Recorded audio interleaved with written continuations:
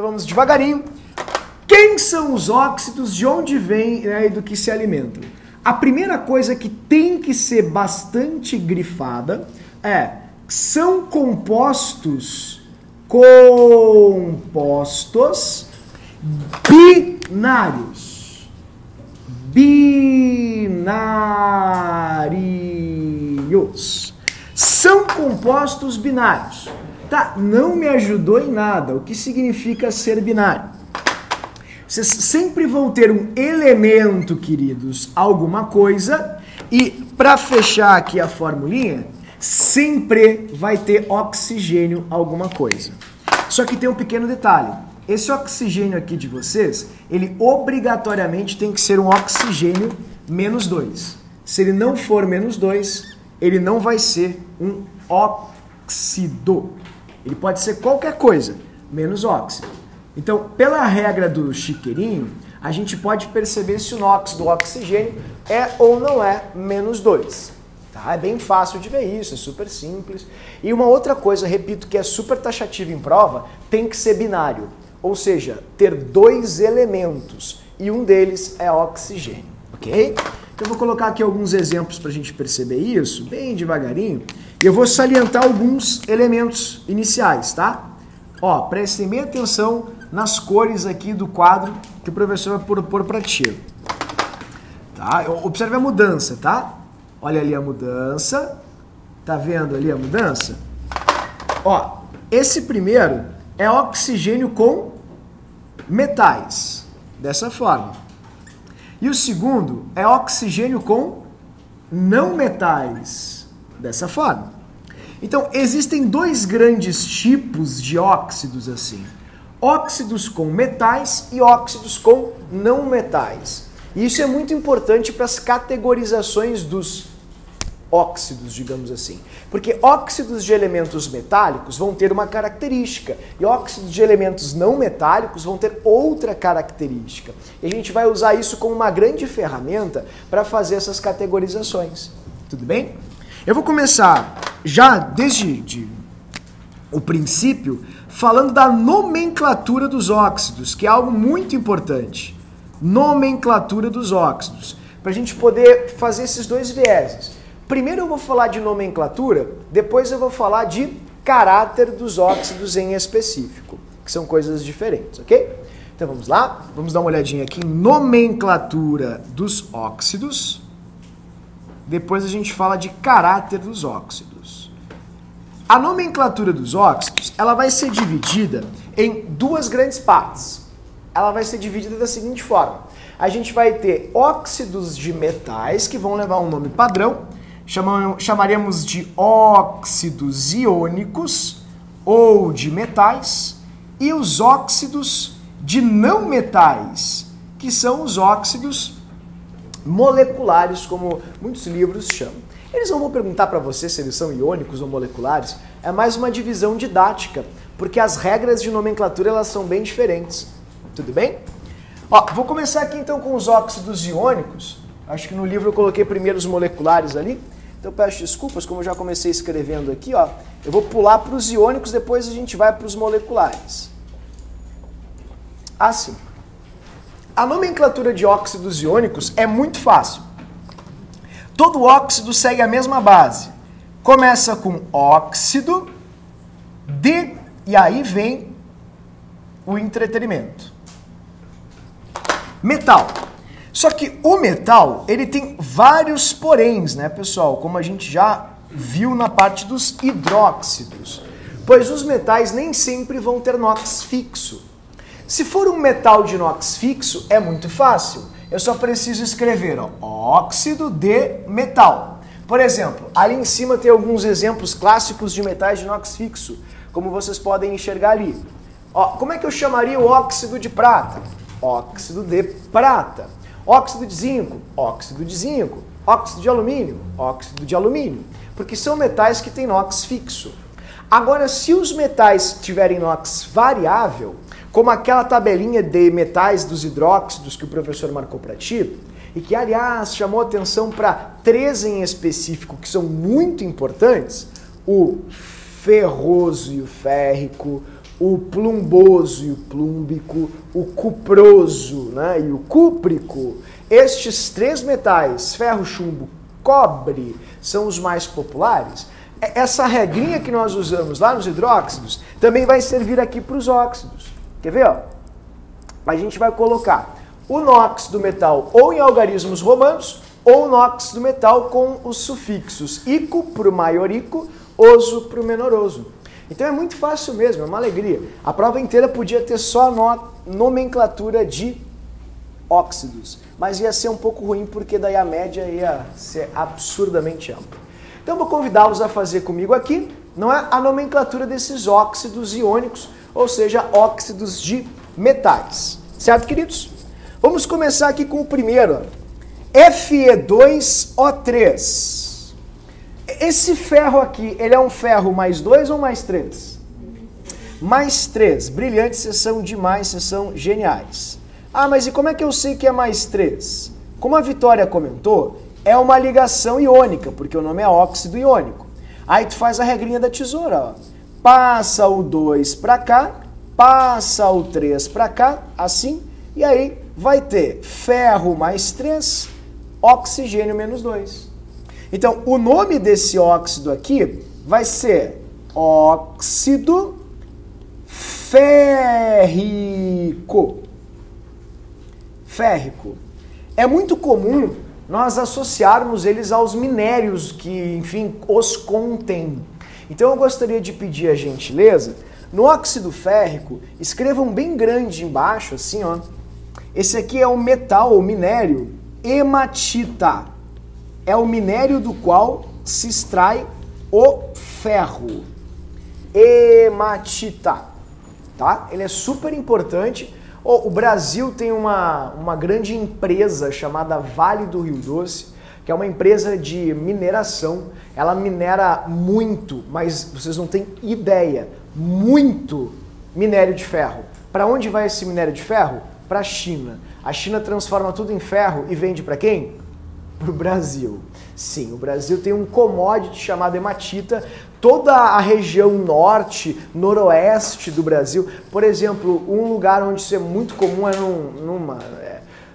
no Pará, numa tal de Serra Pelada, vocês já devem ter ouvido falar em geografia, pessoal, onde a exploração, ela assim, ó, é absurda, ela chega a ser assim, desumana quase. As pessoas exploram toneladas e toneladas de minério de ferro por dia, todos exportados para a China. Tá? Então isso é importante, as provas adoram mencionar isso, falar da relevância da hematita no nosso dia a dia, na indústria como um todo. Oi, Vicky. Professor, olha só, eu ia botar óxido de ferro. Por quê? Porque é mais 3, né? Maiorico e menoroso. O ferro é mais 2 e mais 3. Mais 2 é menor, ferroso, mais 3 é maior, férrico. Ah, que eu achei que mais 3 ainda fosse pequeno. Não, a comparação tem que ser sempre entre os dois NOx do metal. O ferro só tem 2, o mais 2 e o mais 3. Ah, tem que ser tipo do próprio metal. Próprio metal, exatamente. Bom, esse aqui embaixo não tem nada de especial, ele é muito fácil, o nome dele é óxido de sódio. Bem simples, não, meu Deus, não tem problemas, né? E também não tem uma aplicação muito grande, tá, queridos? Não tem nada de muito relevante para esse cara aí. Mas o de baixo tem. O Enem adora isso aqui, é apaixonado por essa coisinha. Óxido de cálcio. Cálcio. Alguém sabe como é que se chama popularmente o óxido de cálcio? Mas lembra que a gente escreveu no hidróxido um monte de, não digo neologismos, mas um monte de sinônimos ou referências comuns para o hidróxido de cálcio? Aqui também tem que ter. Bah, pessoal, sério, cal é uma coisa muito séria. Eles levam muito a sério em química. Então pode ser o cal viva, virgem, virgem, quente. Ok? Então essas são as associações para esse cal. Esse é o cal viva, virgem ou quente. É o cal que não teve contato com água ainda. Ele é bem perigoso, ele é bastante corrosivo, forte, não dá pra botar na mão assim, tu vai te machucar, sabe? Tem que ter cuidado. Por isso que normalmente primeiro a gente joga em água, dilui e daí depois usa esse cal para outros fins, para ele não ser tão agressivo, como a Joana mencionou, para pintar o pomar do latifúndio no qual ela mora, né? Exatamente, muito bem. Mas é exatamente isso, tu não pode jogar porque a plantinha vai sofrer muito por causa da agressividade desse óxido quando tem contato com as células vegetais. O Enem fez uma questão errada uma vez, que dizia assim: é muito comum pintar as árvores de branco, só que isso pode matar alguns micro-organismos importantes para a sobrevivência da árvore. Ele perguntava por quê? Quando tu pinta a árvore de branco, a célula vegetal ela vai ter contato com uma solução de cal, que é mais concentrada do que a concentração dentro da célula. Então vai haver um processo bem comum chamado de osmose. Então todas as células vegetais que ficam em contato com cal, elas ressecam muito. E isso tira a atividade de água da célula e vai evitar que haja proliferação de bactérias e micro-organismos em geral importantes para a planta. Tá? Então ela mata também esses bichinhos que são importantes para a planta. Por isso o Enem fez essa questão. E o erro é porque ele dizia assim, ocorre uma espécie de difusão ou transporte passivo chamado de osmose. E a outra dizia, porque ocorre difusão também, e trocava o final agora, confesso que não me lembro, porque foi uma questão da prova de biologia. Então, osmose também é difusão. São exemplos de difusões, né? A osmose também. Aí é passiva também, porque não tem gasto de ATP. Mas o Enem não dá muita bola para isso, eles se perdem um pouco nisso. Então cuidem, tudo que falar em aumento de concentração pode provocar em nível celular sempre osmose e gera desidratação das células. Olha só, eu achei, por exemplo, ali no primeiro óxido de ferro, eu achei que fosse trióxido. Não, a gente não coloca os prefixos nos óxidos metálicos, somente o nome óxido e o nome do metal. Tá. Sempre assim, óxido e o nome do metal. O máximo que tu faz é no sufixo indicar se é o maior ou menor no óxido do metal, querida. Tudo bem? Nunca coloca tri, di, tetra, mono. Tem no próximo. Uhum. Bom, aqui pessoal, coloquem ali o chiqueirinho se tu quiser. Menos 4 mais 4. Mais 4 é plúmbico ou plumboso? Plúmbico. Então esse aqui é o óxido plúmbico. Ele também está na bateria de carro. Bateria de carro. Tá? Eles adoram colocar isso, é importante. Esse aqui é um óxido anfótero até. Vamos ver agora um pouquinho mais à frente. Pode. Uhum. Óxido de chumbo 4 ou óxido plúmbico. Esse aqui que é muito usado aí em cosméticos. Você vai usar um pó, alguma coisa assim, uma base, para, enfim, não é, ter ali com uma pequena correção de uma pequena imperfeição. Esses óxidos, eles são branquinhos, então eles são misturados aí alguns pigmentos para gerar esse efeito, não é? Quando se usa na pele. Ele também é super neutro, ele é, como posso dizer, não neutro em termos de caráter, mas ele é super inerte, seria a forma adequada. Tanto que ele é usado no talco, ele é usado nos pós, nas bases e assim corretivos. Se chama de óxido de zinco. Bem fácil. Lembrando que o zinco não tem NOx variável, então é só dizer óxido de zinco. O de baixo também, o NOx da prata é fixo, portanto, se o NOx da prata é fixo, chamaríamos de óxido de prata. Não tem uma aplicação importante também, é só para a gente praticar mesmo. Agora, o de baixo, que é o último. Pessoal, eu faço um bolão com vocês agora, tá documentado. Eu aposto contigo que em algum Enem isso vai cair. Seja no Enem Libras, no PPL, no Enem normal, se houver algum problema, fraude, sei lá no Enem segunda aplicação, vai cair. Todo ano cai essa rica coisinha aí. Alguém lembra o que é isso? A foto dela, inclusive, bate essa foto mental, tá? É essa aqui, ó. Essa é a fotinha dela, tá vendo? Isso aqui é um dos minérios mais importantes que existe no mundo. O Brasil é um dos maiores detentores. O nome desse minério é bauxita. Tá vendo que nesse minério tem umas coisinhas assim meio metálicas? Essas coisinhas meio metálicas são chamadas de alumina, que é aquilo ali que vocês estão vendo em cima. O nome desse óxido é óxido de alumínio, de alumínio, assim, e ele é comercialmente chamado de alumina. E a alumina é encontrada numa pedra de nome bauxita. Tem que saber muito bem isso, porque o Enem em particular cobra todo ano bauxita. E aí a gente acaba se atrapalhando um pouquinho porque é muito nome. Então eu trouxe aqui a fotinha dela para vocês entenderem. Eu vou fazer essa observação. O nome dessa pedra como um todo é bauxita.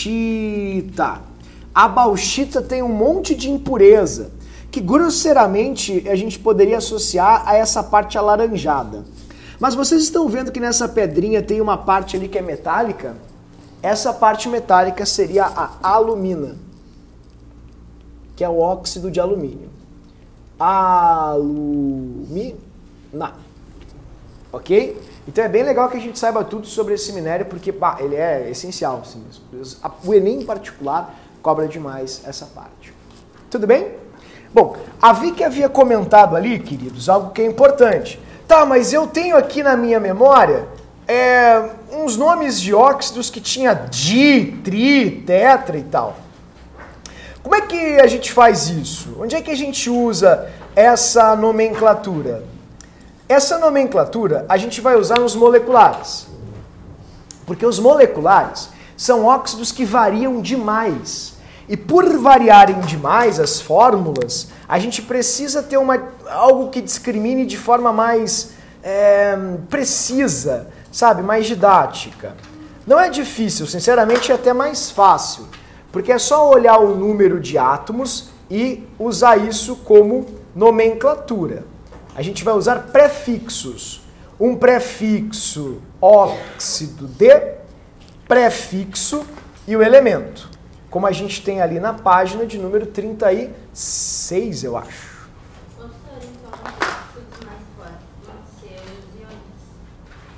Desculpa, querida, não entendi o que tu falou. Os óxidos mais fortes vão ser os íons? Forte é uma palavra muito particular, viu, Vicky? Porque assim, ó, forte, como assim forte?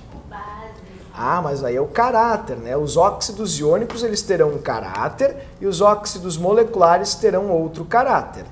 Cada qual pode ter exemplos de, enfim, óxidos fortes e fracos. Então, o iônico, ele não contrapõe ao molecular, apenas a nomenclatura. É o único lugar onde eles vão acabar sendo antagônicos, só na nomenclatura, tá? Então, a gente vai ter que ver depois qual é o caráter desses óxidos metálicos e qual é o caráter desses óxidos não metálicos. Você vai ver agora na sequência para ti, ok? Então vamos lá. A nomenclatura aqui é muito fácil. A gente vai ter que usar um prefixo antes, só para poder referenciar qual o óxido em questão. Porque, por exemplo, pessoal, o óxido de enxofre não é só um óxido de enxofre.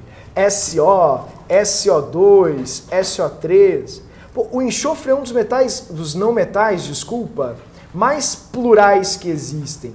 Ele forma vários óxidos diferentes com oxigênio. Então, o aluno que lê óxido de enxofre e domina a química, ele vai perguntar, tá, mas qual óxido de enxofre? Porque tem vários. Então, como é que eu vou distinguir um do outro? Tem várias formas de fazer essa distinção. Eu vou mostrar para vocês qual é a que a IUPAC, que é a União de Química Pura e Aplicada, recomenda para se fazer hoje. E umas formas antigas que se fazia muito tempo atrás, mas que algumas provas mais conservadoras às vezes jogam para o aluno e se vira, querido. Então eu vou mostrar isso para vocês também agora na sequência. Acompanhem comigo, por gentileza, porque não é difícil não, né? É super fácil. É uma alegria, na verdade. É só olhar o número de átomos e colocar ali com o número de átomos os prefixos corretos. Só que aqui eu vou requerer que vocês saibam de alguns, tá? Tipo, qual é a aplicação, ou qual é a, digamos que, qual é o fator dele a nível de poluente, digamos assim, ou como efeito ambiental, o que o Enem pode cobrar além, não é simplesmente do nome desse óxido. Vamos lá então? Primeiro, olha que barbada. São 3 oxigênios com enxofre. Então a gente chama de trióxido de enxofre. É muito fácil. Trióxido de enxofre. Esse aqui que eu disse pra ti que vai cair. Sabe por quê? Porque ele está presente nas nuvens vulcânicas. Ele é um óxido responsável pela chuva ácida. Chuva ácida. E é uma chuva ácida proveniente dos motores automotivos, de combustíveis fósseis. Combustíveis fósseis. Fósseis. Então, quando a gente lê, ainda mais agora com a questão dos caminhoneiros também, podem falar sobre o diesel e a qualidade do diesel brasileiro. Aí eles podem falar assim, ó. Ah, o que significa esse diesel? Assim, ó, diesel S50. Esse S aqui, pessoal, ele indica a quantidade de trióxido de enxofre que vai ser liberada na queima do diesel. Então, o melhor diesel é o diesel que tem a menor numeração de enxofre aqui embaixo, porque o enxofre é um poluente. Essa numeração indica ppm, são partes por milhão. Ou seja, o diesel S50 indica que a cada 1 milhão de gramas de diesel existe 50 gramas de enxofre. Antigamente o diesel no Brasil era diesel 1800, era super alto. Hoje em dia já está em diesel 50, diesel 10, porque o pessoal tira o enxofre do diesel para evitar a poluição. Então é interessante lembrar disso, tá, queridos? Faltou um L ali no diesel, deixa eu colocar aqui o Lzinho, pronto, fechou? Certo? Que esse S do diesel indica quantidade de trióxido de enxofre que vai ser responsável pela chuva ácida. A chuva ácida é sacana no Enem, porque tem 3 formas diferentes de chuva ácida. A forma com gás carbônico, com óxido de nitrogênio e com trióxido de enxofre. E eles fazem de propósito isso. Eles perguntam para o aluno. Então, falou em caminhão, falou em diesel, falou em enxofre. O enxofre está presente nos combustíveis fósseis, gasolina, querosene, diesel, e ele é liberado na atmosfera gerando isso. Ele também está nas nuvens vulcânicas. Então, se tem uma erupção, vai ter produção de SO3. Tem muito enxofre nessas nuvens vulcânicas, que foi o que gerou todo esse problema, né? Essa catástrofe na Guatemala agora que o pessoal está vivendo. Bom, o CO2 é um clássico também, não tem prova que não cobre CO2, e o nome dele vai ser dióxido, porque são 2 oxigênios, de carbono. De carbono. A gente conhece ele como gás carbônico,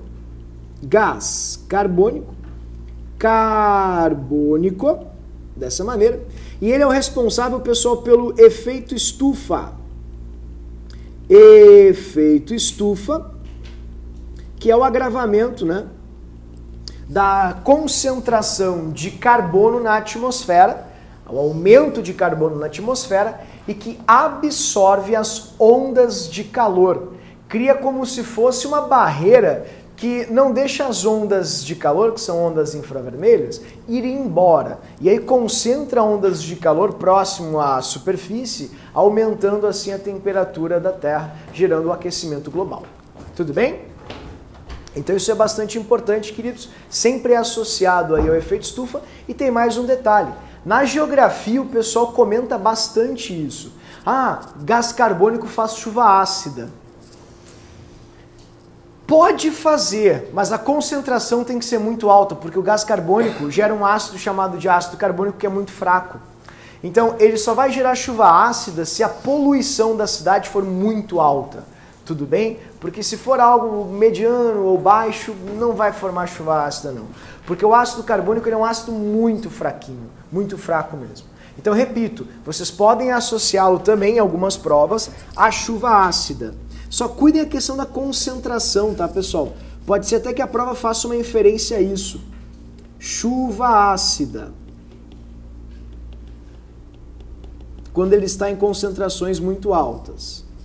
O de baixo ali é só para a gente se entreter, não tem nenhuma importância, uma relevância, digamos assim, comercial, uma aplicação, digamos, né, dessa forma. É o monóxido de, e aí vem aqui, ó, são 2 cloros, ok? Se são 2 cloros, dicloro. Monóxido de dicloro. Isso é importante, só para a gente brincar. Não tem uma aplicação muito relevante, é só mesmo para praticar o nome. 1 oxigênio, 2 cloros, monóxido de dicloro. Para a gente ir fechando aqui, queridos, nessa segunda coluna, esse é importante, os geógrafos ambientalistas, climatologistas, meteorologistas, todos eles falam muito sobre isso. A chuva ácida proveniente dos raios. Pentóxido de. Aí vem, ó, de nitrogênio. Nitrogênio. Ok? Esse é o pentóxido de nitrogênio. Esse aqui é a chuva ácida vinda dos raios. Chuva ácida. Botem só assim do ladinho, ó. Raios. Como assim raios? Que coisa sem sentido. Na verdade não é. Quais são os 2 gases mais, digamos assim, abundantes na atmosfera? Se tem um raio, uma descarga elétrica, isso gera energia de ativação para que o nitrogênio e o oxigênio se juntem. E aí, em lugares onde tem chuvas com muita frequência e descargas elétricas, concentração de água muito grande e a condução elétrica, é natural que existam casos bem frequentes de chuva ácida. Tudo bem? E essa chuva ácida é uma chuva ácida natural que a própria natureza, obviamente, produz em virtude de descargas elétricas. Esse aqui, pessoal, sempre é um problema. A explicação dele é bem, como eu posso te dizer, drástica. Quando alguém está num incêndio, por exemplo, essa pessoa, não sei se vocês já viram isso num filme, ela fica letárgica. Tu olha assim, tipo, corre, sai daí, pula. Por que... O cara não se... já foi. Fritou. Por quê? O cara não se mexeu, era só sair dali. Isso aí é um pouco de ignorância da nossa parte. Sabe o que acontece? Na queima incompleta de madeira, enfim, materiais combustíveis, há uma produção muito grande de quê? Monóxido de carbono. O monóxido de carbono é algo terrível, pessoal. Tanto que se usa, inclusive, em algumas culturas, para, por exemplo, carne, antigamente o pessoal usava, se queimava a madeira assim e botava a carne em cima da fumaça. É uma técnica chamada de defumação. Todo mundo já deve ter comido alguma coisa defumada. A defumação vem de uma técnica muito antiga para matar bactérias, porque na defumação a fumaça tem muito monóxido. Por isso, jamais fiquem cheirando fumaça. Ó, tá frio, eu vou acender a minha lareira, adoro o cheiro de fumaça, eu vou ficar aqui me defumando perto da madeira. Isso é uma coisa assim, ó, terrível. Acontece o seguinte, o monóxido de carbono ele entra na corrente sanguínea e ele tem 400 vezes mais tendência em formar complexos com a hemoglobina do que o oxigênio. Como assim? Quando tu inala monóxido de carbono, a cada 400 moléculas de monóxido que se combinam com a hemoglobina, uma de oxigênio se combina.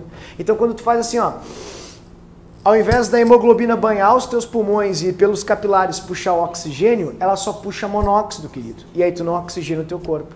Então, em outras palavras, o monóxido tira o lugar do oxigênio. Se tu não oxigena as tuas células cerebrais, né, os teus, enfim, neurotransmissores, a gente não funciona.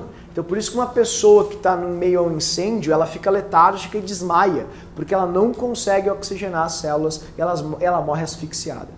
Então, não se cheira fumaça. Fumaça não é uma coisa interessante. Adoro cheirinho de fumaça. Fazer churrasco, eu fico dentro da churrasqueira. Não é uma coisa sadia. Nenhuma fumaça é boa. Não inalem fumaça. Evitem defumados também. Nos Estados Unidos é uma coisa bizarra. Lá, como é muito frio, por exemplo, estados que são próximos ao Canadá, né? A gente tem, por exemplo, Nova York, que é praticamente fronteira com o Canadá. Pessoal, é assustador, é muito frio. Chega a menos 17, menos 20 às vezes em picos de inverno. Tem vários relatos de pessoas que morrem dentro do carro. Por quê? Porque os aquecedores e as calefações internas estão estragadas ou não estão funcionando, as pessoas entram no carro, ligam o aquecedor do carro e ficam. Garagem fechada, a combustão começa a ficar muito incompleta, entra no carro, a pessoa acaba falecendo. Ela dorme, ela só sente sono, é o que acontece. É terrível, tá? Meu pai faz uma coisa muito errada. Tipo, na garagem de casa, tá lá, é aberta. Tá? Boa. Mas mesmo assim, tipo, ele liga o carro, tá? Ok. Porque o carro fica muito tempo sem ele usar e tal. Ok. E tipo, ele liga e fica aquele cheiro dentro de casa. Exato. Horrível. É. Eu digo pra ele não fazer isso. Xinga primeiro. A gente vai morrer aqui dentro. Exatamente. Explica cientificamente pra ele agora. Fala da carboxihemoglobina, que tem um nome confuso, assim, né? Mas mesmo a garagem sendo aberta, Não é bom. No caso, o monóxido ele é menos denso que o ar atmosférico, então ele sobe, né? Não é um problema, mas o problema é a quantidade. E a quantidade que é queimada no carro é muito grande. Então se produz muito gás de carbono. Não é uma boa. Pede pro teu pai ligar o carro na rua. Exatamente. Exatamente. Em casa não.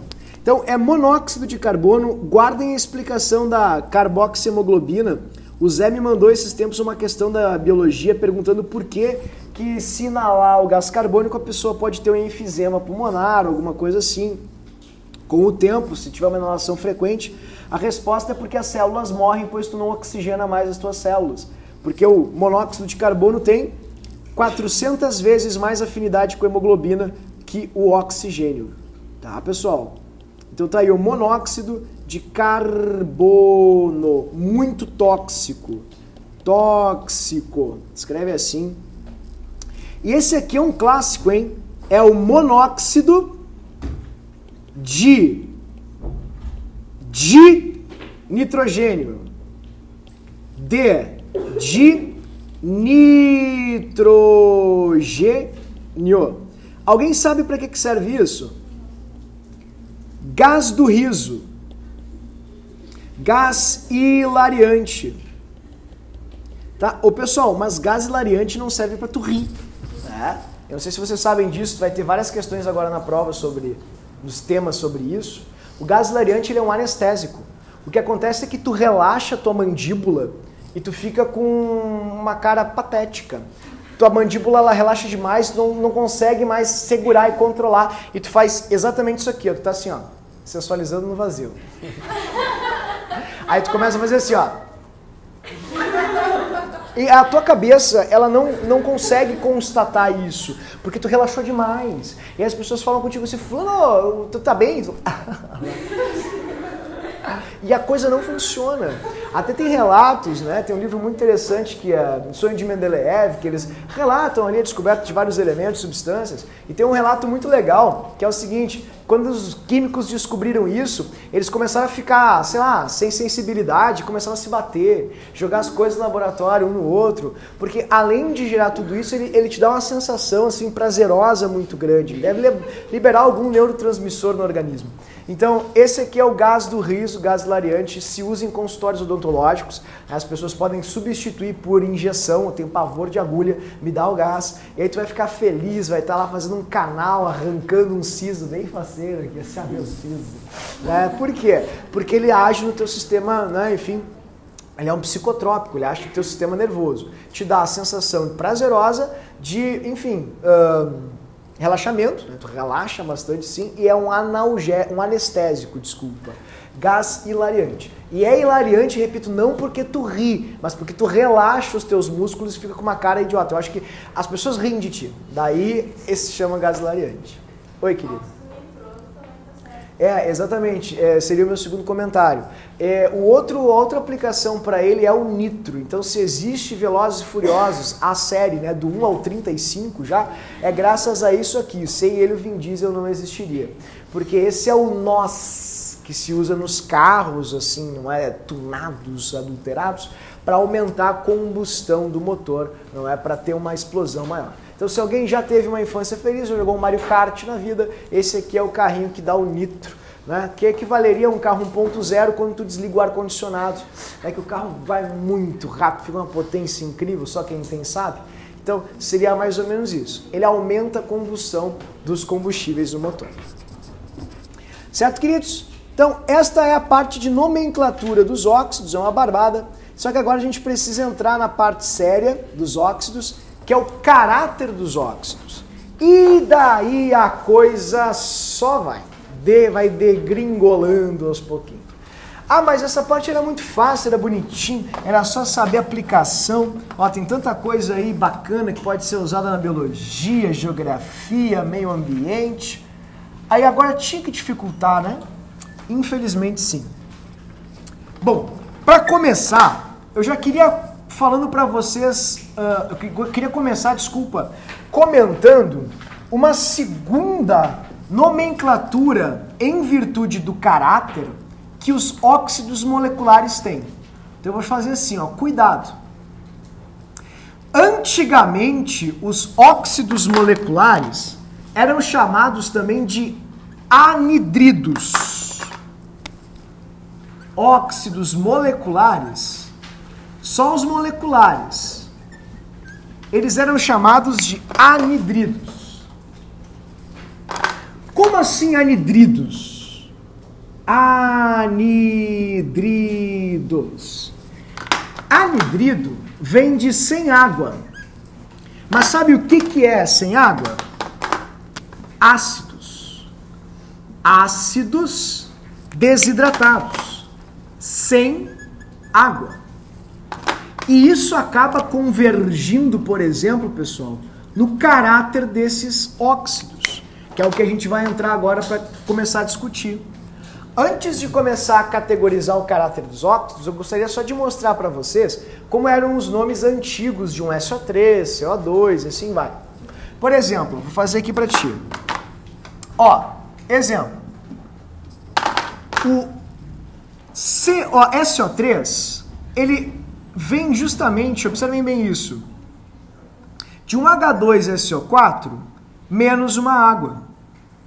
Se a gente subtrair de um H2SO4 uma água, observem, a gente vai ter aqui, tá vendo? Oxigênio 4 com 1, vai sobrar exatamente SO3. O NOx, inclusive, do enxofre aqui e aqui é exatamente o mesmo.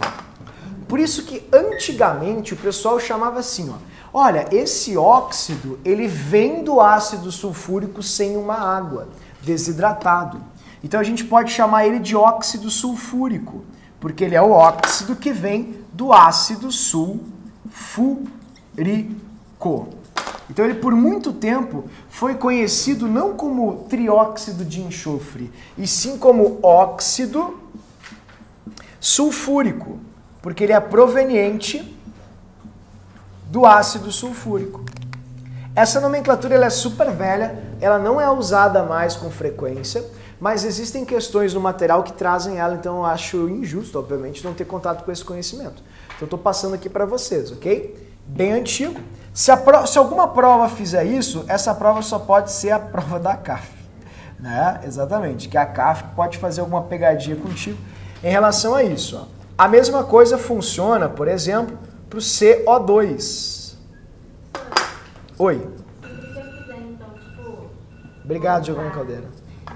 De um ácido para um óxido, então é só fazer daí de um sal voltar, sabe? Adicionar água, sim. Exatamente, vou mostrar isso para vocês agora, né? Qual é a influência disso aqui, por que surgiu essa nomenclatura no caráter dos óxidos. Vou mostrar isso para vocês. Então, se nós subtrairmos uma aguinha aqui, queridos, a gente vai ficar com C e 2 Os. Então, como o nome desse ácido aqui em cima era ácido carbônico,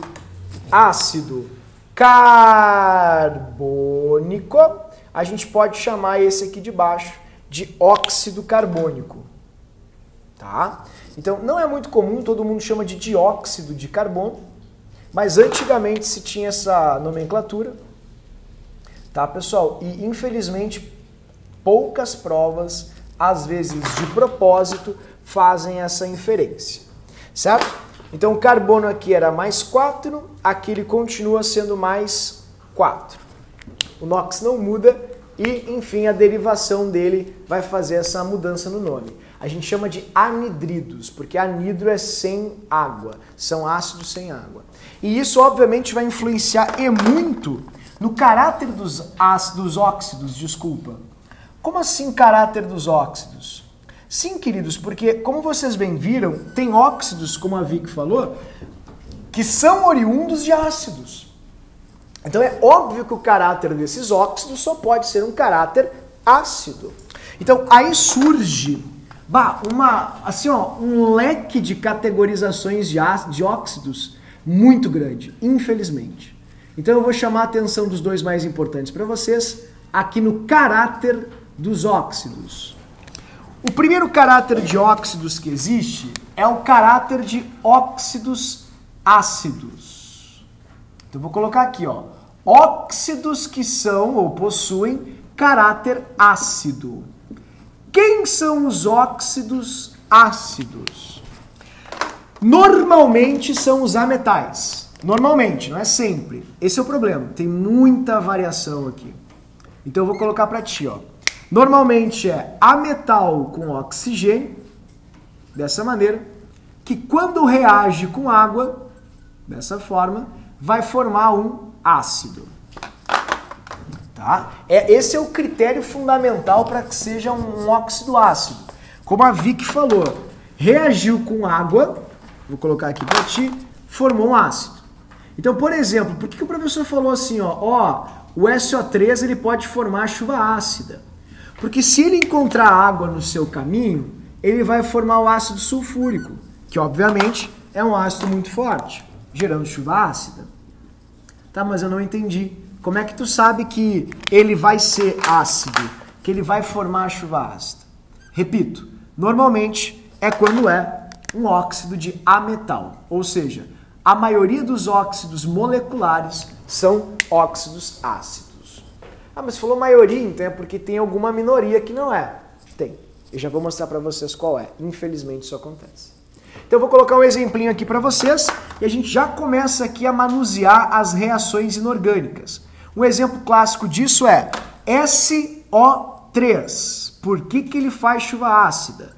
Porque quando ele reage com água, ele vai formar H2SO4, que é um ácido sulfúrico. Então, o que as provas requerem do aluno? Que o aluno perceba que é óxido de não metal? É. Então, se reagir com água, tem que fazer ácido. Foi a pergunta que vocês fizeram, acho que foi a Suela ou a Giovana, numa questão no material. Então, como é que eu vou saber que ele é um óxido básico? A gente vai ver agora na sequência os básicos. Eu sei que ele é um ácido quando ele reage com água e forma um ácido. Aí seria um óxido ácido. Tá, mas e como é que eu vou saber que ele vai formar um ácido? Quando ele for feito por ametal. Dessa maneira. Tá, e quando é que ele vai ser básico? Vamos para o segundo. Óxidos básicos.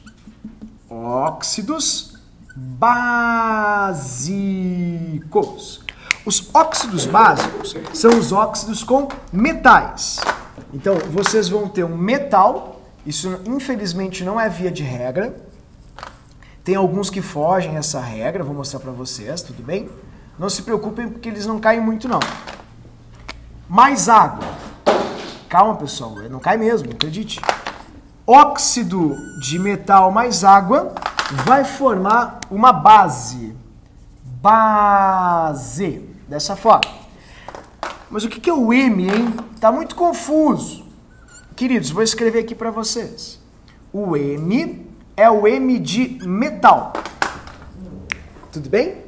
Dessa forma. Então eu vou colocar um exemplinho aqui para a gente poder discriminar e enxergar esse processo. Não é difícil não. Inclusive o mais popular deles, eu vou colocar aqui para vocês. Ca, que é o metal, O, que é o oxigênio, mais H2O.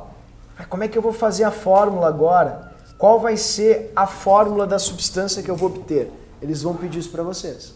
Vocês vão fazer uma base de cálcio. Ah, mas e como é que eu faço a base de cálcio? Bom, como a gente vem conversando há bastante tempo, é uma regrinha da tesoura. As bases, elas são feitas com o ânion hidróxido. Assim. Aí tu vai pegar e vai fazer a regrinha da tesoura. passa o 2 para cá, passa o 1 para cá. Dessa maneira. E aí a fórmula da tua base vai ser CaOH2. Tá vendo? 1Ca aqui e 2OH aqui do ladinho.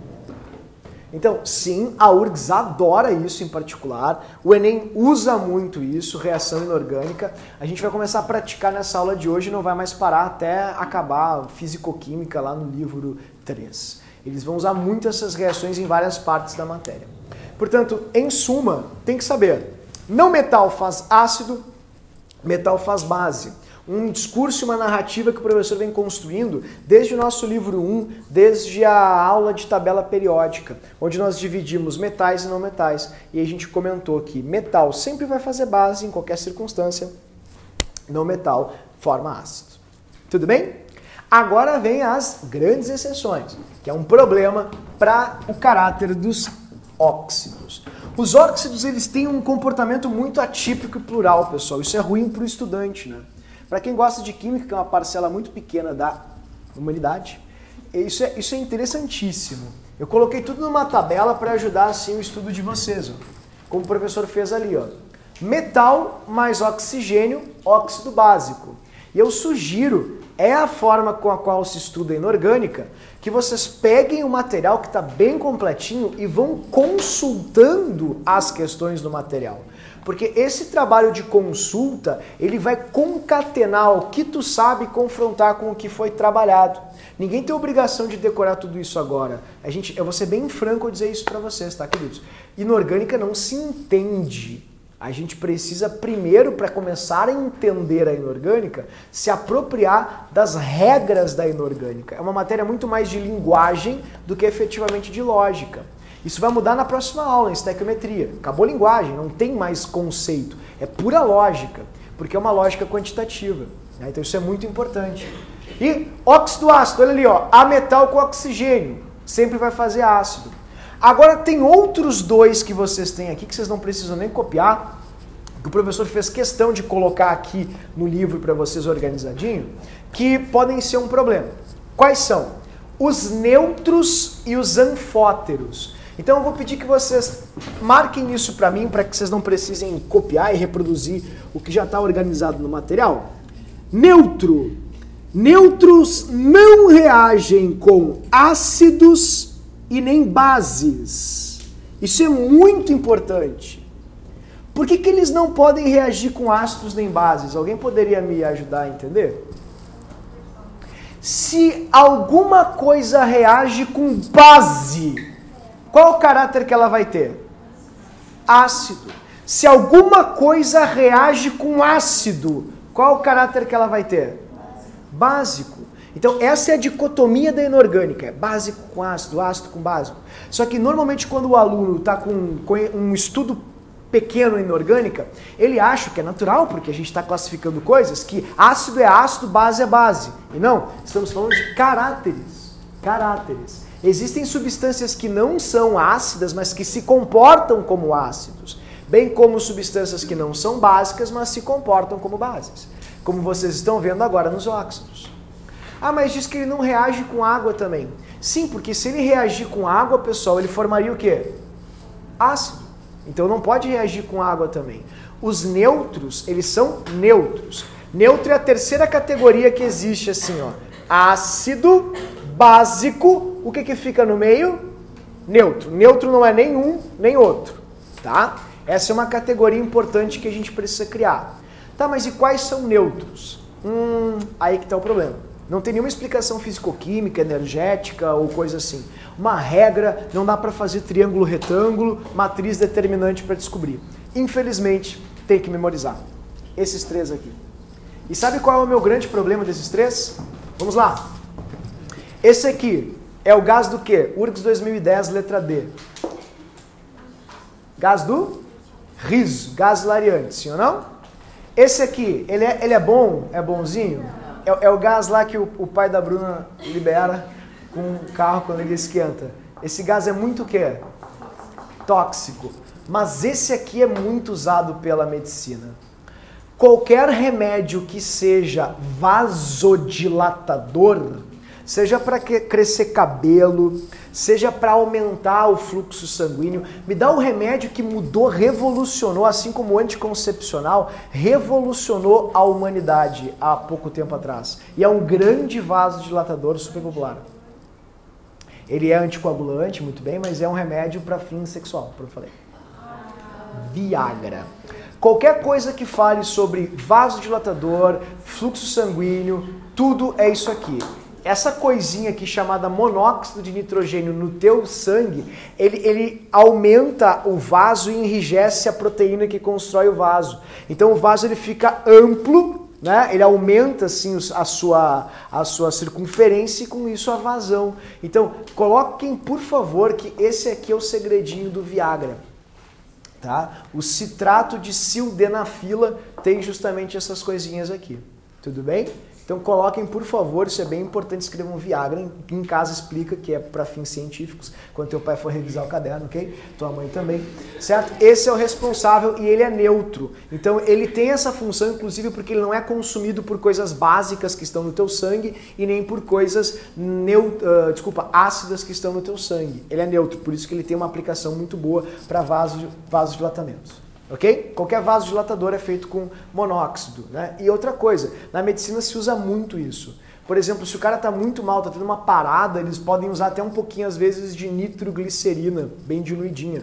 Porque tem nitro, vai produzir monóxido de nitrogênio no organismo, vai vasodilatar, e daí o cara consegue oxigenar mais o que não está conseguindo. Então é comum na medicina, como tipo um recurso, o cara tá muito mal, tu vê assim, meu Deus, preciso salvar essa pessoa, chegar no nível de uma nitroglicerina porque tá bem séria a coisa mesmo. Mas muita gente é tratado com isso aqui, principalmente pessoas que têm problemas cardiovasculares, como por exemplo, angina. Tá?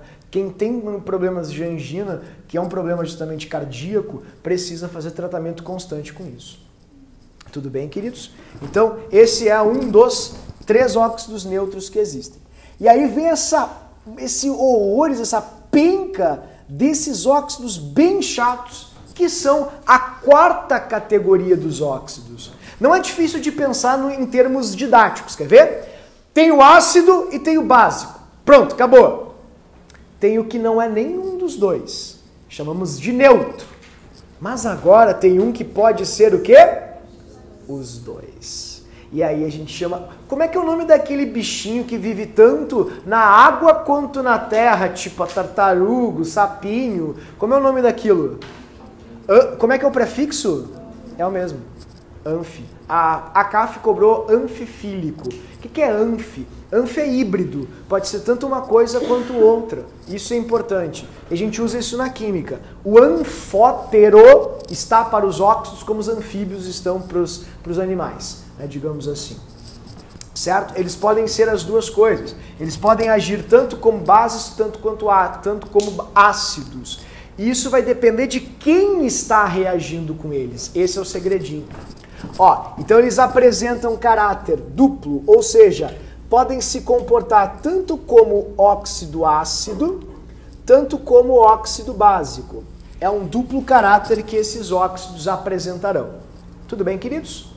Como eu vou saber quando ele está se comportando como ácido e quando ele está se comportando como base? Esse é um segredo. Preciso contar com vocês agora. Preciso te usar cognitivamente. Vamos lá? Eu vou mostrar para vocês o mais importante deles. Eu gostaria que vocês anotassem a reação comigo. Ó, o segredo é não fazer a reação, só prestar atenção no reagente. Coloca comigo assim, faz junto comigo, por favor, desse jeito. Ó. ZNO, o mais popular deles, mais NaOH. Não precisa nem continuar a reação, tenho certeza que já entendeu qual é o caráter dele. Agora, ZNO mais HCl. Já sei que tu entendeu o caráter dele também. No primeiro aqui, queridos, o ZNO está se comportando como ácido ou como base? O que tu acha? Ácido ou base? O que vocês acham? O professor é meio lento, por quê? Me confundi agora. Porque ele está reagindo com uma base. Quando quem reage com base é o quê? Ácido. Vocês são brilhantes. Então aqui ele está reagindo com caráter ácido. Genial. dióxido ácido. Agora, aqui embaixo, olha ali, ele está reagindo com ácido. Qual vai ser o caráter dele, então? Básico. URGS 2005, questão horrenda, muito erro, uma tragédia. Tu não precisa cuidar o restante da reação, tá? Aqui vai formar, inclusive, um sal super estranho, que é o zincato de sódio mais uma água, assim. Então é uma reação bem estranha, bem confusa. Tu não precisa fazer ela, tu só precisa lembrar que aqui vai formar, fechou, mais uma aguinha, 2 aqui. Quem determina essa reação não é o produto, ninguém pede para tu montar a reação. A grande sacada dessa questão é o reagente que não é interagindo com o óxido. Se for um reagente básico, ele tem que ser sempre o contrário. Se for um reagente ácido, ele tem que ser sempre o contrário, porque 2 ácidos não reagem entre si. Pensem comigo, assim, é por isso que a humanidade criou o critério ácido e base, porque são coisas que se consomem. Coisas que não se consomem é porque são semelhantes. Os opostos se atraem, pensem nisso. O ácido atrai a base e reage para formar o sal. Agora, quando a gente tem 2 bases, é como se fosse negativo com negativo, entende? Quando eu tenho 2 ácidos, é como se fosse positivo com positivo, entende? Eles não vão reagir. E o Enem adora usar essa dicotomia, essa díade, não é para fazer pegadinhas contigo. Oi, querido. Também, porque senão eles formariam bases por serem óxidos de metal em demasia. Deixa eu pensar numa possível questão muito complexa para ti sobre isso, tá? A possível questão muito complexa para ti seria sobre o NOx desses metais, ok? Eu jamais vou fazer essa sacanagem de pedir para que tu lembre todos eles. Isso é humanamente impossível. Eu não sei mais do que o que está no quadro. Tá? Eu sei só ali estes que eu coloquei aqui no quadro porque são os mais populares. Mas existe uma interessante variável de NOx, quando os metais mudam muito os seus NOx. Isso já é a parte muito funda da piscina, tá? Conhecimento muito profundo. Antes de mostrar isso para vocês, eu vou te pedir um favor. Faz para mim assim como eu estou fazendo aqui, ó. Marca só 2. 2 eu preciso que tu saiba. Esse aqui e esse aqui. Mesmo que eu ache que se isso vier a cair, eles só vão te dar a reação e vão perguntar como ele se comporta. Ou vão perguntar, o óxido de zinco se reagiu como ácido ou como base? Qual o caráter dele? Anfótero. Eu acho que essa é uma provável questão. Agora, observem que todos esses elementos eles ficam perto da linha de transição metal não metal. Vocês viram isso? Chumbo está na 14, lá embaixo, bem perto da linha de transição. O estanho está na linha de transição. O arsênio é semimetal. Então, todos esses elementos eles ficam bem na linha de transição entre metal e não metal. Então, tu pode olhar para a tabela assim, ó. Quanto mais perto lá do césio, grupo 1, mais básico é, tu viu só? Quanto mais perto lá do flúor, oxigênio, mais ácido é. Quanto mais perto do meio, a tendência é que fica com caráter meio um, meio outro. E se é meio um, meio outro, a gente chama de quê? Anfótero. Tem uma questão que eu vi que é do ITA, que é maravilhosa, que falava da transição de NOx. Alguns metais transitam muito de NOx. E alguém aqui brilhantemente fez essa observação na aula passada. O cromo, por exemplo, ele pode ser mais 2, ele pode ser mais... Jesus! Né? Olha aí, deu uma volta ali, muito louca. Pronto, achei aqui. Ele pode ser mais 2, pode ser mais 3 e pode ser mais 6. Então, existe uma técnica aqui, tá, queridos? Que é essa aqui, ó. Ó, quanto maior for o NOx, mais ácido é. Se quiserem fazer uma questão que ninguém vai acertar, vai ser essa, só vocês. Quanto maior for o NOx, maior vai ser o caráter ácido.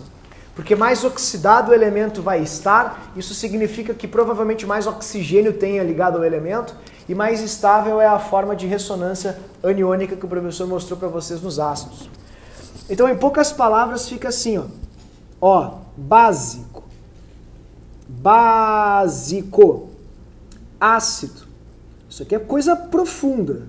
Ácido. E no meio, aí sim, anfótero. Anfótero. Tá? Uma outra dica, se vocês quiserem, o NOx dos anfóteros varia normalmente entre +2, +3 e +4. Normalmente esse é o NOx dos metais anfóteros. Eu nunca vi uma questão muito difícil sobre isso, portanto eu vou parar por aqui para não tomar mais o tempo de vocês quanto a anfóteros. Eu desconheço qualquer outra informação que não seja essa. Eu passei tudo que eu sei agora para vocês sobre os anfóteros. Ok? Então duvido que tenha alguma pegadinha que fuja do que está aqui no quadro. Oi, querida. Básico. Isso, metais formam bases, querida. E mais próximo, oxigênio, flúor mais ácido. E mais próximo, a fronteira, anfótero. Tem só uma outra coisinha que eu gostaria de mostrar para vocês, que é chamado de óxido duplo ou misto. Esse aqui me preocupa no Enem por causa do ímã. Você sabe o que é? Saúde, querida, não tranca. Sabe o que é um ímã? O ímã é um metal que tem muitos espaços vazios nos seus orbitais. A gente chama de metal paramagnético. É um metal que tem a capacidade de atrair muitos elétrons para esses buracos vazios, porque esses elétrons que ficam, digamos assim, sozinhos nos orbitais, criam campos magnéticos tão poderosos que fazem isso aqui, ó, atraem outros metais para si, que também são parecidos, que têm campos magnéticos muito fortes e opostos. Vocês não concordam comigo que se tu puser um ímã numa geladeira ele gruda fortemente? Já pegou um ímã e já tentou colocar ele com os dois polos iguais? É a mesma coisa, né? Se repele fortemente por causa do grande campo eletromagnético que ele tem. O que está falando? Bom, a gente chama esses óxidos também, infelizmente, isso aqui é um óxido especial, então eu vou colocar assim, ó, cuidado. Não cai muito não, tá? Mas cai. Cuidado. Chamamos de óxidos mistos. Óxidos mistos. Quem é muito antigo da velha guarda pode chamar de duplos. E quem é mais antigo, assim, século XVI, salinos. Eu aprendi como duplos. Isso já é velho. Tá? O que é um óxido duplo? Vou te mostrar. Tem um exemplo só que é muito importante. É o Fe3O4. Aliás, a fórmula deles é sempre a mesma. É sempre elemento 3, oxigênio 4. Se tu for fazer o NOx aqui, tu vai ficar chocado. Faz o NOx comigo rapidinho aqui, ó. -2, -8, mais 8. Meu pai, eu sei. Seria mais 8 terços. Tá, tem um probleminha aí, né? Sabe qual é o problema? O problema é assim. Esse óxido, ele não é um óxido sozinho, único. Ele é um óxido misturado. Ele tem dois óxidos dentro de si. Quer ver? Olha só. Olha que mais... Isso aqui é lindo, pessoal. Isso aqui é muito legal. Eu acho isso aqui demais. Olha o que a natureza fez. Ela colocou um óxido dentro do outro. No retículo cristalino de um óxido, ela incorporou um outro óxido. É como se tu tivesse ferro mais 2 e ferro mais 3 juntos no mesmo cristal. Os que são ferro mais 2, como esse que vocês estão vendo aqui, ó. Esse aqui é ferro 2, óxido ferroso, ó. Estão dentro desse aqui que é mais 3. Que é o óxido férrico, que é o Fe2O3. Olha que coisa maravilhosa. Então, é a soma destes dois óxidos, e isso é o que na química a gente chama de óxido misto ou óxido duplo. Certo? É um fenômeno muito bonito que acontece na natureza quando a gente tem essa formulinha aqui. É comum? É. E o nome, inclusive, dessa coisa aqui, eu preciso que vocês saibam, essa substância se chama magnetita. É o ímã. Magnetita. É o ímã. Certo? Ímã. Assim.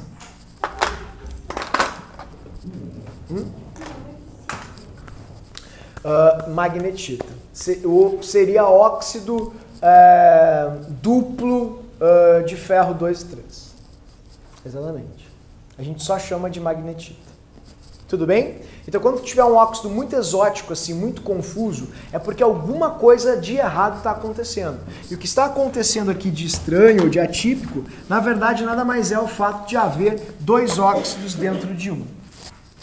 Tá? Então, esse aqui é a magnetita, é o nome que a gente usa para lidar ou tratar ele sempre. Tá? Ninguém chama ele de outra coisa. É como se tu fosse chamar glicose pelo nome oficial, assim e tal, que seria uma coisa horrenda. A gente só chama, enfim, dessa maneira. E todos os que têm essa formulinha vão apresentar o mesmo comportamento. Tudo bem? Então tá aí. PB3O4 também é outro exemplo. A fórmula é sempre a mesma. Sempre elemento 3, oxigênio 4. E eles têm propriedade parecida com a do ímã? Com a magnetita? Só o ferro. A gente chama de ferromagnéticos ou paramagnéticos. Ferro, níquel e cobalto, que são os 3 metais atraídos por ímãs. Tudo bem, queridos? Então, vamos lá para a gente fechar aqui. Eu vou colocar para vocês ali, ó, uma última observação aqui. A gente tem os peróxidos, então vou fechar ali contigo. Os peróxidos.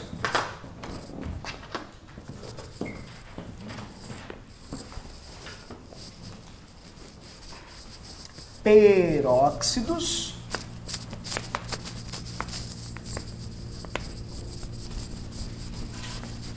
E outra coisa que é estranha também, que é chamada de subóxidos. Ou superóxidos, que tu nunca vai encontrar em lugar nenhum.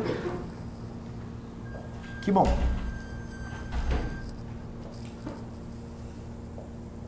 Pra gente encerrar o vídeo de hoje, certo? Então, na semana que vem, pessoal, como tem muita informação em reações inorgânicas, na primeira parte da aula eu vou fazer esse momento final aqui, que é o momento das reações, né? E aí a gente fecha com a aula 6, que seria a aula de cálculos químicos e estequiometria. A gente vai fazer desse jeito, porque como eu falei para vocês, tem muita informação em química inorgânica, certo? Vamos lá. Ó, os peróxidos, desculpa. Peróxidos não são óxidos, ok? Isso é importante salientar. Peróxidos são peróxidos. Vê que baita explicação, né? Os peróxidos são assim. Tem essa formação aqui, ó, O2 menos 2, onde o oxigênio, obviamente, sempre vai ter ali um NOx igual a menos 1. Então, tu vai ter aqui um elemento qualquer, e o O2 aqui, dessa forma, assim, menos 2, tá? Vou colocar aqui o X. Esses elementos, na maioria dos casos, vão apresentar componentes do grupo 1 e 2. Então não há mal nenhum em escrever isso. Normalmente é G1 e G2. G1 e G2, né? Que são os alcalinos e os alcalinos terrosos. Ok? E é interessante salientar também que pela regra do chiqueirinho, vocês vão perceber que o NOx de cada oxigênio, né, se 2 oxigênios têm carga menos 2, cada oxigênio vai ter carga menos 1. Assim, menos 1. Então eu vou colocar aqui para vocês verem. A nomenclatura é muito simples. É peróxido de, e aí vem os pontinhos, elemento, peróxido de, e aí vem o elemento, dessa maneira, ok? E é muito fácil de ver só pelo NOx. Pelo NOx a gente facilmente consegue perceber qual é o peróxido em questão. Por exemplo, eu vou mostrar aqui para ti, ó, H2O2, que é o mais popular deles, tudo bem? Na2O2, que é um clássico também do Vanish. E para finalizar aqui um último, que é o CaO2, dessa maneira. Então é só dizer peróxido e o nome do elemento. Por exemplo, o primeiro aqui é o peróxido de hidrogênio, que a gente precisa saber, ok? De hidrogênio, Todo mundo lembra que esse aqui, queridos, é justamente a água oxigenada. Vou colocar aqui, ó, água oxigenada, ok? Observando o NOx do oxigênio aqui, eu vou colocar para vocês pela regra do chiqueirinho, é super fácil de fazer. Mais 2, menos 2, menos 1. E aí tu pode ver que se trata de um peróxido. Eu nunca entendi essa coisa de volume da água oxigenada. Ah, o volume, eu coloco ali para vocês embaixo de observação. Ótima observação, genial, querido. O volume é a quantidade de oxigênio liberado. Todos os peróxidos, eles produzem oxigênio molecular. Esse aqui vai ser o peróxido de sódio. Ok? Sódio. Vou colocar aqui para ti o Vanish. Né? Vanish. Assim. Ok? Ele produz muito oxigênio. O NOx do oxigênio aqui também vai ser menos 1. E o de baixo vai ser o peróxido de cálcio. Peróxido de cálcio. Ele vai produzir oxigênio também. O peróxido de cálcio eu desconheço a aplicação prática dele, não tem nenhuma coisa relevante sobre.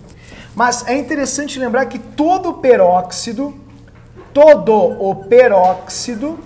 sempre vai se decompor e vai produzir uma substância qualquer, que é um óxido, mais oxigênio. Tá? Então essa é uma reação importante que vai acontecer com os peróxidos sempre. Eles sempre produzem um óxido mais oxigênio. Tá? Então isso é bem interessante, todos eles produzem o oxigênio gasoso assim, tá? Que vai ser liberado, vai ser super poderoso. E aí a Nath perguntou, o que é o volume da água oxigenada? Quando vocês lerem volume tipo 20 volumes, 20 volumes, significa que a cada 1 litro do peróxido, há produção de 20 litros de O2. Então é medido do peróxido, vou colocar aqui embaixo para ti, peróxido é produzido 20 litros de oxigênio. Então é a quantidade ou taxa de oxigênio que se produz. De oxigênio. Oxigênio. Gênio. Dessa maneira. Aí a água, 10 volumes. A cada 1 litro do teu peróxido, da água oxigenada, vai produzir 10 litros de oxigênio. Essa é a relação de volumes. Tudo bem? Então, queridos, estes são os peróxidos, são chamados também de superóxidos e tal. Por isso, per que vem de hiper, de muito, de grande e tal. Eles caem bastante, infelizmente. A única coisa que a gente deve lembrar é que eles produzem oxigênio molecular. Tudo bem?